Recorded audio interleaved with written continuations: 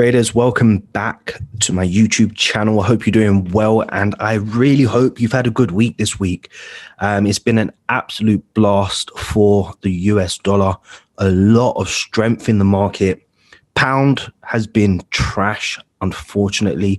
Really not giving us any goods this week, but it is what it is. We can always rely on the dollar once we identify the strength or the weakness in some instances. Euro has also been showing signs of weakness this week, which is what it is. You know, I don't think Europe is representing, especially the start of June, but dollar is definitely doing its thing. Now, I just want to let you know, for the month of June, usually around the 1st to around the 15th, you're going to start seeing some random moves in the markets as the institutions and the banks algorithms reset itself every 6 months or so. So if you didn't know that and you're wondering why the markets are doing what they're doing, then that's probably the reason. From around the 15th again, they'll be alive and kicking, and we should start to see a really clear direction in the market. But be prepared. I think it's going to start to kick off, and I definitely can see the change in the markets since April up until around now. It's been super, super hot. And if you haven't capitalized yet, just make sure that you remain patient and disciplined, because I can promise you all the markets are going to provide the goods. So I'm just going to recap some trade ideas this week, something really exciting for you all. I'm going to go over 4 different entries that you could have taken this week. I'm going to be using the 4H time frame, of course, which is my favorite time frame. I'm going to share ideas with you, how you could have entered on the hourly time frame, the 1 minute time frame, the 30-minute time frame, and the 15-minute time frame. So buckle up. It's going to be a very, very enjoyable video. I'm not going to keep it too long. It is Friday. The weekend is coming, and I'm sure you guys don't want to be listening to me the whole weekend. So we're going to take a look at Euro USD today, USD Jpy, Pound USD, and Euro USD. Just keep it in the back of your minds what I mentioned about dollar strength, pound being absolutely trash, and euro being weak, and you can see what I mean. Now, the first thing I want to highlight to you is, how do we identify the weakness or strength in a currency? Well, you can clearly see here from the start of the week, around the 1st or the 2nd, we can see that Aussie dollar has attempted to push up on multiple occasions here. Now, this is a 4H time frame, so we don't really take this time frame lightly. We really trust and believe in it, because in my opinion, it is the best time frame for traders. It's just my opinion. Okay, don't shoot the messenger.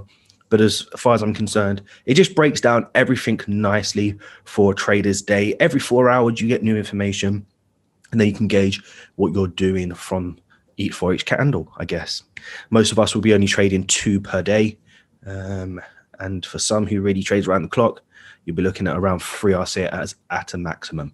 But from the start of the week, how do we identify dollar strength without dollar strength even identifying it strong? Well, look, here on around the, 1st of June-ish, we can see the markets attempted to make new highs. Well, it did. It made new highs above the previous highs here. But what has happened? Well, firstly, we see multiple wick rejections. We can see prices attempting to push bullish, but kept failing. And then eventually what happened from this level, we had a nice bearish movement to the downside. This does not mean we can sell yet, but it does mean that there's strength stepping into the markets. Let's take a look at USD Jpy. How do we validate that? Well, look here. Around the same period, the 1st, yen was pushing to the downside. It previously broke 109,800, which was a structural higher low in this movement to the upside. We see a really strong bullish move up and a correction. And then what happens? Price halts around 109.37. This is around the 1st of June again, same as Aussie Dollar USD. Yen is not able to make new lows, meaning the dollar is showing signs of strength. This is like a brick wall where price cannot break through. So now we have that in the back of our mind. We have Aussie Dollar USD not breaking. We have USD Jpy not breaking. Let's take a look at Pound USD.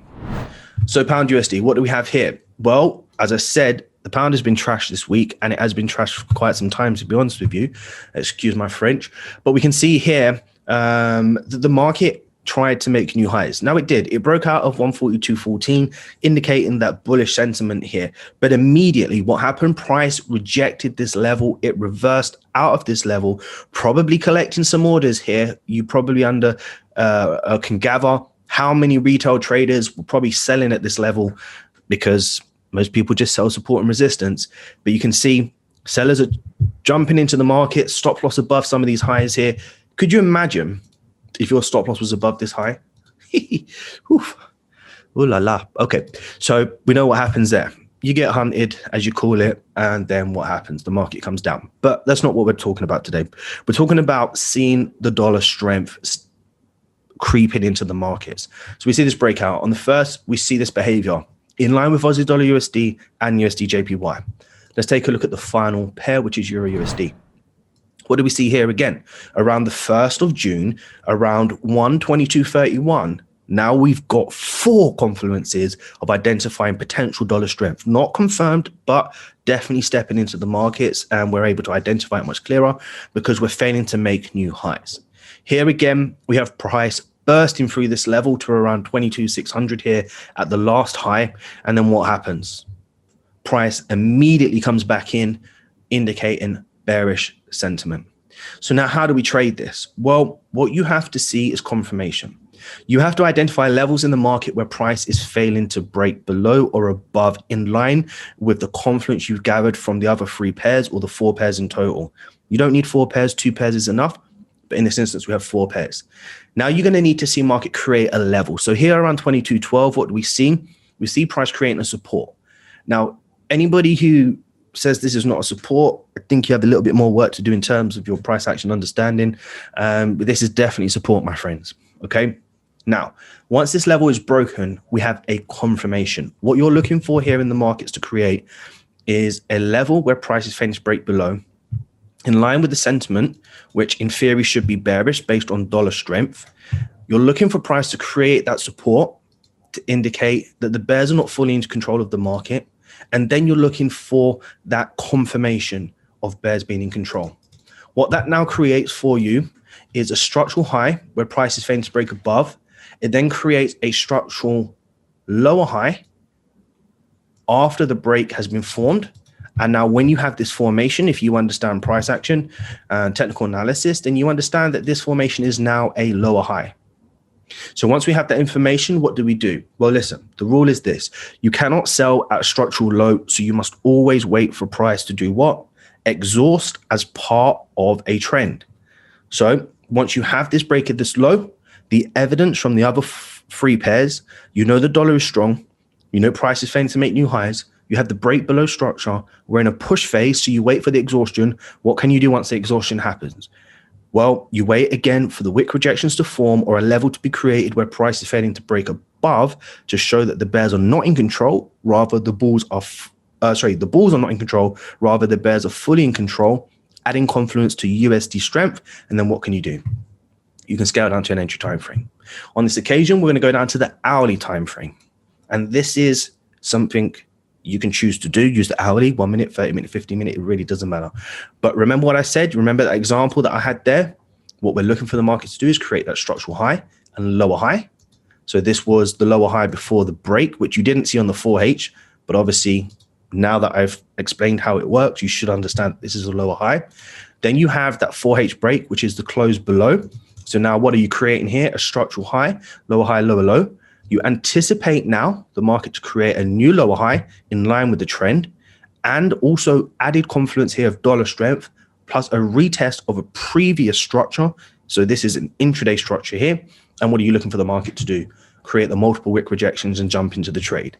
Now, as I said, I'm teaching you concepts and principles here. You do not need to follow me. For anybody that is biased towards my way of thinking, then, well, no, bias is not the word, but anybody who is not in sync with the way I think and you have your own opinion on this, I'd politely ask you just to keep it to yourself. This content is designed for those that want to learn, and I'm just sharing my chain of thought here. You choose to heed it or you don't, okay? Humbly saying. Now, this is how you could enter this trade. First type of entry on your USD. Everything adds up. Failed to break highs, new lower, low, lower high formed. Bearish behavior evident, bullish behavior as a correction of a downtrend. And now we have evidence here of multiple wick rejections. Why did we enter this trade? Well, you can see here in a consolidation, the market is moving sideways. Now, how I identify this structure from, again, an intraday perspective, but I'm not going to go into too much details about this is an intraday consolidation. So once I scale down to, let's say, the 5-minute time frame, what would I see? I'll see price moving sideways. What's the rule of thumb when it comes to sideways moving markets? The rule of thumb is that you wait for price to break structure. And once price breaks structure, what are you looking for next? You're looking for price to retest structure.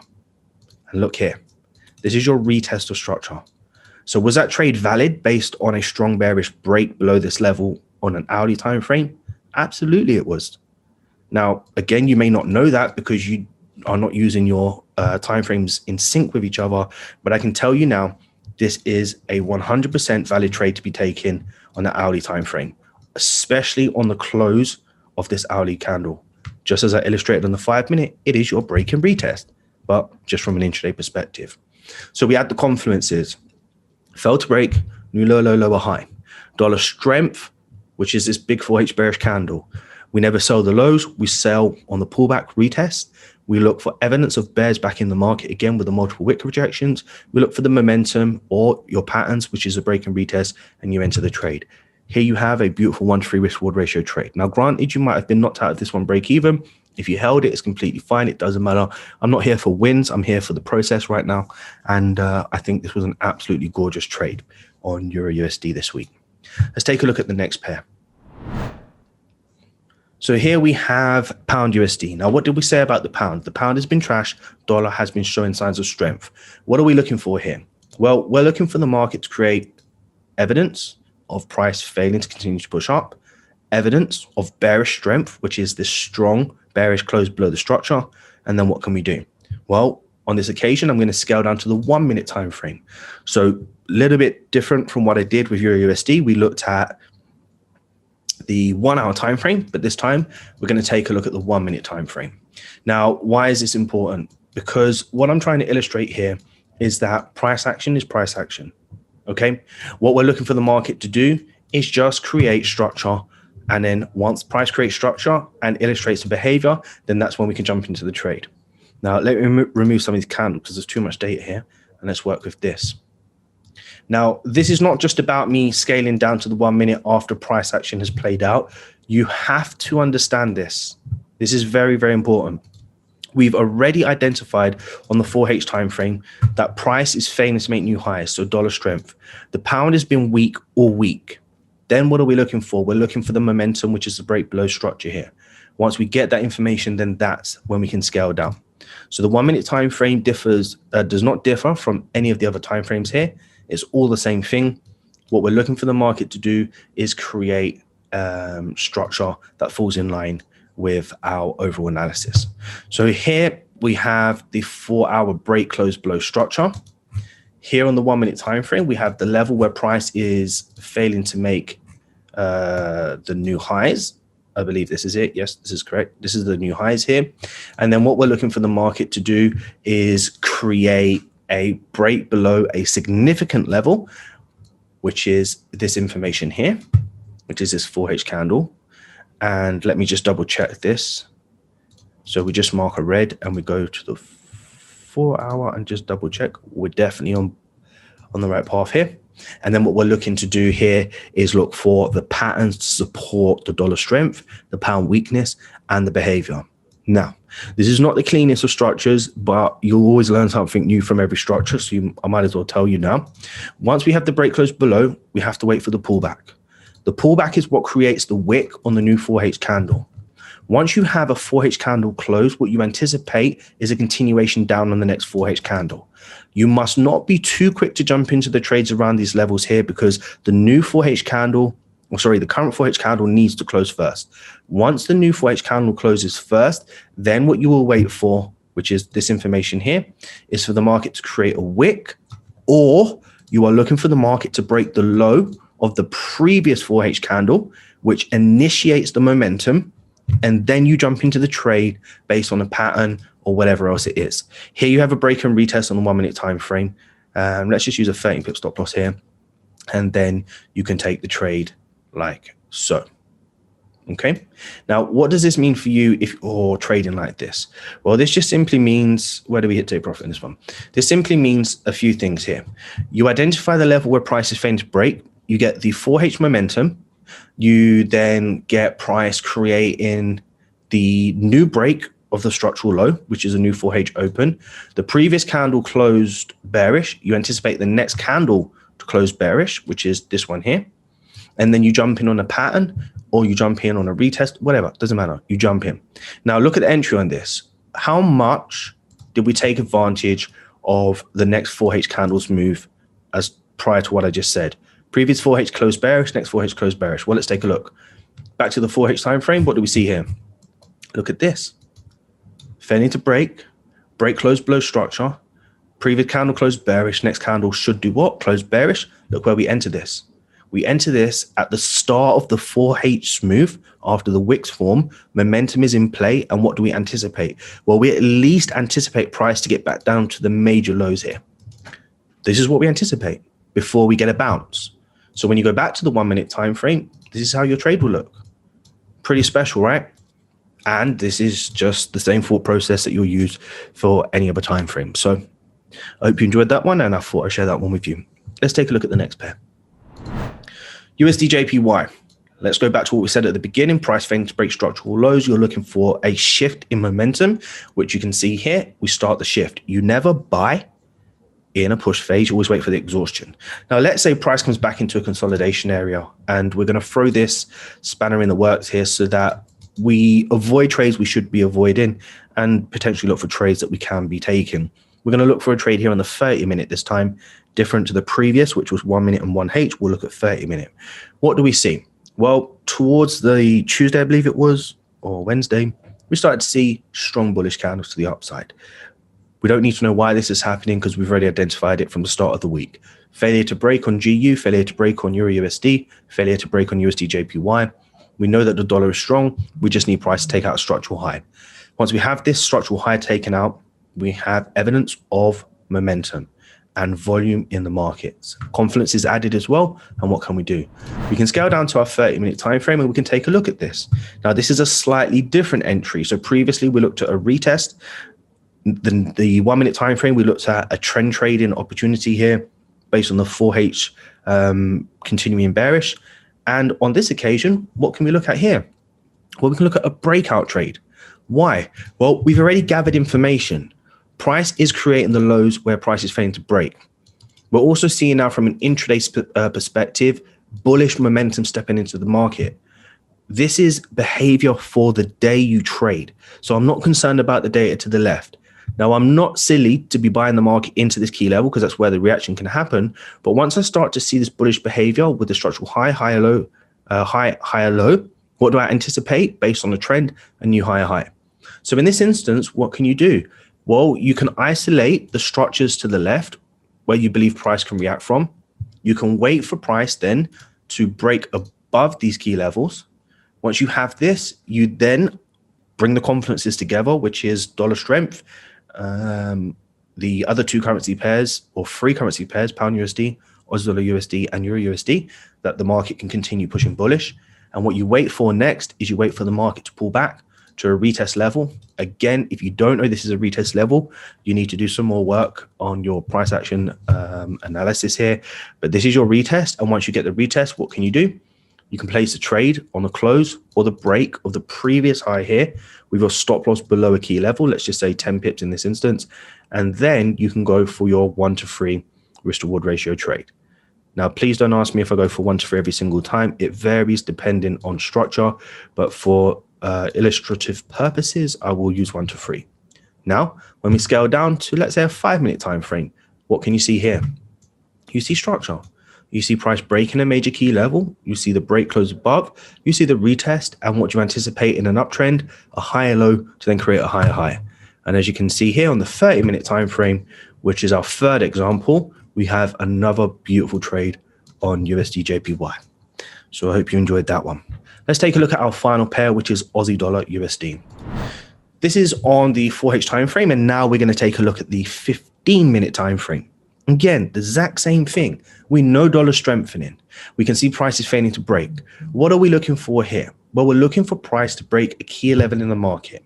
Now, in this instance, we don't necessarily have the best break below a level here, but what you can do in this instance is once you gather the information, you can identify the momentum shift, which is this candle here. We never sell in the push phase, so we wait for the pullback. So we identify the sentiment here, which is structural high, lower high. When you get a lower high in a downtrend, what are you anticipating? You anticipate a new lower low. What can you wait for? Well, you can wait for price to start breaking structure and jump in based on an intraday trend, which I'm now going to illustrate to you on the 15-minute time frame. So here, on a 15-minute time frame, you can see now that the overall sentiment of the market has created a structural high, a new structural low, lower high, and now what do we have here? We have a new lower high. Now, this is a key level in the market where price can bounce off of, but the difference with this is when you plan to enter this trade on the 4H time frame, you are entering after the market has made a top wick, which creates bullish sentiment, which flips bearish, and you take it on the break of the previous higher low, which was the structural high or the last low, in anticipation that this candle will continue to close bullish back down to some of these structures. So what does that mean for you as a trader? Well, do you have to be majorly concerned about this level? Not necessarily, because once the market creates a structural high, the lower low should in theory form. So how can you take this trade? Well, you can look for price to break the lows here. And once price starts to break these lows, it doesn't matter where you enter. It can be the break of the previous wicks, the bodies. You can look for a close. It don't matter. Let's just take the close. You can then take the trade something like this. Now, once price is this far away from this top wick, you don't need to be too concerned about it. More often than not, it's just manipulation, stop hunts, whatever it may be, before the market moves down. So I personally would just vouch for the key level itself, which I would draw in something like this to be safe rather than sorry. And then I'll place my stop loss above this key level. It doesn't have to be perfect. Let's just call it 20 pips here in this instance as a round number. Once you have the stop loss in place, what can you then do? You can then go for your 1 to 3 targets. Now, why does this work? Well, again, just one final note on this trade. Dollar is strengthening. Price is creating behavior that resembles dollar strength. We're always waiting for price to break key levels, pull back to create retest levels or structural levels, which is a downtrend, low, low, lower high. And then you look for the break on this in this instance. So we've taken a look at 4 potential trading ideas this week that you could have taken advantage of. We've also looked at behavior. We've also looked at 4 different entry styles, and we've also identified how we can place our stop loss and TPs in line with the structure of the market, especially on here. Once you take this trade, what are you waiting to identify? Well, you're at least waiting for price to come back to these structural lows for management purposes. And if the market is going to continue bearish, you expect a new lower low to be formed. Pretty simple, to be honest with you. And it's the same process over and over again. So I hope you thoroughly enjoyed that. If you did, smash that like button for me. Turn on your notifications. Subscribe if you're not subscribed. And just have a fantastic weekend. Until next time, traders, continue to trust the process.